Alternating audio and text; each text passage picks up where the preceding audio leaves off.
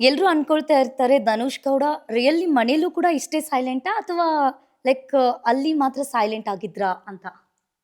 ಅದೇ ಸೈಲೆಂಟ್ ಅನ್ನೋದಕ್ಕಿಂತ ನಾನು ಸೈಲೆಂಟ್ ಅಲ್ಲ ಆ್ಯಕ್ಚುಲಿ. ಹ್ಮ್. ನನ್ನ ವಿಷಯಕ್ಕೆ ಬರೋವರೆಗೂ ನಾನು ಸೈಲೆಂಟೆ. ನನ್ನ ಓಕೆ. ವಿಷಯಕ್ಕೆ ಬಂದ್ರೆ ನಾನು ಮಾತಾಡ್ತೀನಿ. ಸೊ, ಹ್ಮ್. ನನ್ನ ವಿಷಯಕ್ಕೆ ಬಂದಿರೋ ಎಲ್ಲಾ ಟೈಮಲ್ಲೂ ನಾನು ಮಾತಾಡಿದ್ದೀನಿ. ನಾನು ಜಗಳಾಡಿರೋದು ನೋಡಿದ್ದೀರ. ಹ್ಮ್. ಧ್ರುವನ್ ಜೊತೆ ಆಗಲಿ, ರಘು ಸರ್ ಜೊತೆ ಆಗಲಿ, ಸತೀಶ್ ಸರ್ ಜೊತೆ ಆಗಲಿ, ಆ ಥರ ಹೌದು. ಎಷ್ಟೊಂದು ಸಿಚುವೇಷನ್ ಅಂದರೆ ಅವರೆಲ್ಲ ನನ್ನ ವಿಷಯಕ್ಕೆ ಬಂದಾಗಲೇ ನಾನು ಮಾತಾಡಿರೋದೇ ಹೊರತು ಬೇರೆಯವ್ರ ವಿಷಯಕ್ಕೆ ನಾನು ಹೋಗ್ತಾ ಇರಲಿಲ್ಲ. ಓಕೆ. ಅದು ಅದಕ್ಕೋಸ್ಕರ ನಾನು ಸೈಲೆಂಟ್ ಅಂದರೆ ನಾನು ಒಪ್ಕೊಳ್ಳಲ್ಲ. ಮನೇಲೂ ಅಷ್ಟೇ ನಾನು ತಪ್ಪಿಲ್ಲ ಅಂದರೂ ಆ ಕಡೆಯಿಂದ ಏನಾದರೂ ಒಂದು ಮಾತು ಬಂದಾಗ ನಾನು ಜೋರಾಗೆ ಮಾತಾಡ್ತೀನಿ. ಅದು ಬಿಟ್ಟರೆ ಜಾಸ್ತಿ ಯಾವುದಕ್ಕೂ ತಲೆ ಕೆಡಿಸ್ಕೊಳ್ಳೋಕೆ ಹೋಗಲ್ಲ ನಾನು. Okay sir.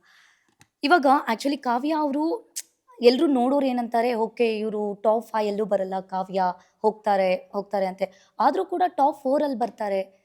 ಅದ್ ಹೆಂಗೆ? ಏನ್ ವರ್ಕ್ ಆಗಿರ್ಬೇಕು? ಎಲ್ರು ಹೇಳ್ತಾರೆ ಅಂದರೆ ಎಲ್ರು ಯಾರು? ಅವರೇ ವೋಟ್ ಜನ. ಮಾಡಿರ್ತಾರೆ. ಅಲ್ಲ ಅವರೇ ವೋಟ್ ಮಾಡಿರ್ತಾರೆ. ವೋಟ್ ಹೌದು. ಮಾಡಿರೋದಕ್ಕೆ 4th ಪ್ಲೇಸಿಗೆ ಬಂದಿರ್ತಾರೆ. ಹ್ಮ್. ವೋಟಿಂಗೇ ಅಲ್ವಾ ಇವಾಗ ಮ್ಯಾಟ್ರ್ ಆಗೋದು. ಹೌದು. ಹಂಗೆ ನೋಡೋಕೆ ಹೋದ್ರೆ ಇವಾಗ ಕಲರ್ಸ್ ಅವ್ರು ಆ ಥರ ಮಾಡಂಗಿದ್ರೆ ನನ್ನ ಗೆಲ್ಲಿಸ್ಬೇಕಾಗಿತ್ತು ಅವರು. ಹ್ಮ್. ನಮ್ಮ ಪ್ರಾಡಕ್ಟು, ನಮ್ಮ ಆರ್ಟಿಸ್ಟ್‌ಗಳು ಅಂತ ಅಂದ್ಕೊಂಡಿದ್ದಿದ್ರು ಅವರು. ನನ್ನ ಗೆಲ್ಲಿಸ್ಬೇಕಾಗಿತ್ತು.